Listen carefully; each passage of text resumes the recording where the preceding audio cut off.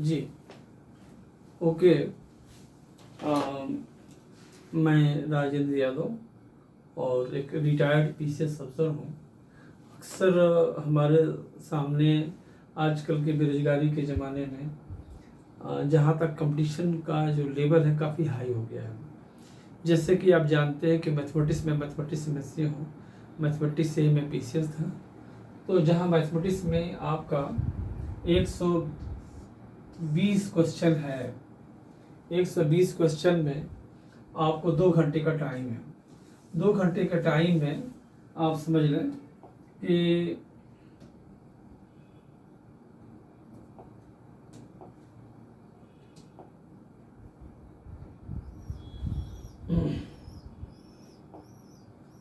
दो घंटे के टाइम में हमारा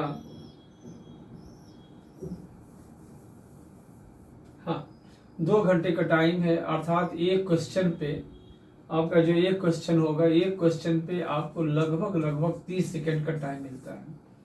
तो सबसे बड़ी जो बच्चों ने हमें बताई है कि सबसे मामला होता है स्पीड का। आजकल लड़के सवाल लगाना तो जानते हैं, लेकिन 30 सेकंड के अंदर सवाल को कैसे लगाया जाए, यह समस्या बहुत बड़ी समस्या है। इसके लिए हमने जो है आपके एक अगली वीडियो बनाई कि कैसे आपकी मैथमेटिक्स में स्पीड बढ़ेगी, उसका क्या तरीका है, 30 सेकंड में हम एक सवाल को कैसे लगाएंगे। जैसे आजकल लोग अक्सर जो कहते हैं ट्रिकी कुछ बात नहीं होता है।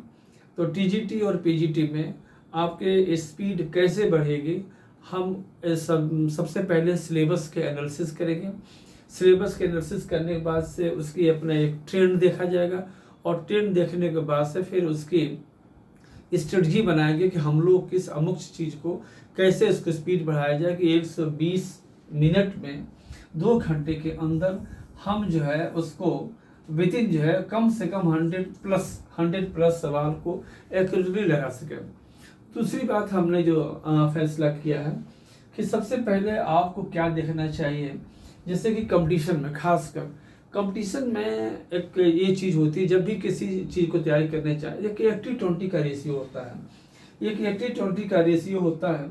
80-20 का रेशियो क्या होता है? 80-20 का रेशियो ये होता है कि किसी भी परीक्षा में और किसी भी सब्जेक्ट में 20% ही ऐसा सिलेबस होता है जहां से 80% का सवाल आता है। 20% ही ऐसा होता है जहां से 80% सवाल आता है। तो फिर हम जब उसके एनालिसिस कर लेंगे तो हम देखेंगे वो 20% चैप्टर, टीजीटी के हिसाब से मैं बात कर रहा हूँ, वो 20% चैप्टर कौन कौन है जहां से कि हमारे 80% सवाल आते हैं। मैं इस पे बात करूंगा, और एक देखेंगे कि उसको कितने बार रिवीजन करना चाहिए, जैसे कि उसकी टाइमिंग जो है और कम हो जा सके। ट्रिक नाम की कोई चीज़ नहीं होती है।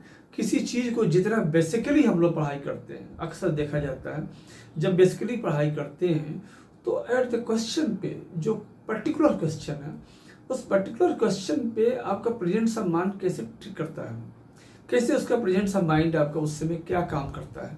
और दूसरी बात ये होती है कि कभी कभी मैंने ऐसा भी देखा है कि लड़के जो सब सवाल लगाते हैं, 2-3 क्वेश्चन यदि गलत हो जाता है तो फिर उनके अंदर फ्रस्ट्रेशन आ जाता है।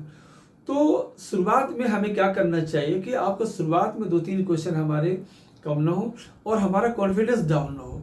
और यदि कॉन्फिडेंस डाउन नहीं होता तो आपका ये जो दिमाग है, खासकर मैथमेटिक्स में, और तेज काम करने लगता है, और जो सवाल आपने कभी नहीं लगाई है वो सवाल आपका विद इन टाइम लग जाएगा। तो मैं ये बात करूँगा कि जब ड्यूरिंग द एग्जामिनेशन आपका कॉन्फिडेंस कैसे लो ना हो, क्योंकि कॉन्फिडेंस यदि लो हो जाता है फिर फ्रस्ट्रेशन आ जाता है, तो आपका प्रेजेंट ऑफ माइंड काम नहीं करता है और आपका स्पीड फिर डाउन हो जाता है। फिर जो क्वेश्चन आपको 30 सेकेंड में लगा सकते हैं वो जो है आपको 2 मिनट 3 मिनट लगता है, और वही आपके असफलता का मेन कारण हो जाता है। फिर हम लोग अगले वीडियो में इसको देखेंगे कि कैसे हम लोग कॉन्फिडेंस को गेन करें, इसके लिए मुझे क्या क्या करना चाहिए। तो ओके, थैंक यू। आज इतना ही बात करते हैं। कल हम आप अगले वीडियो में यही बात करेंगे कि हम लोग स्पीड कैसे बढ़ाएं और हम कैसे अपने ड्यूरिंग द एग्जामिनेशन कॉन्फिडेंस को हाई करें, जैसे कि हमारे स्पीड डाउन ना हो। Okay, thank you.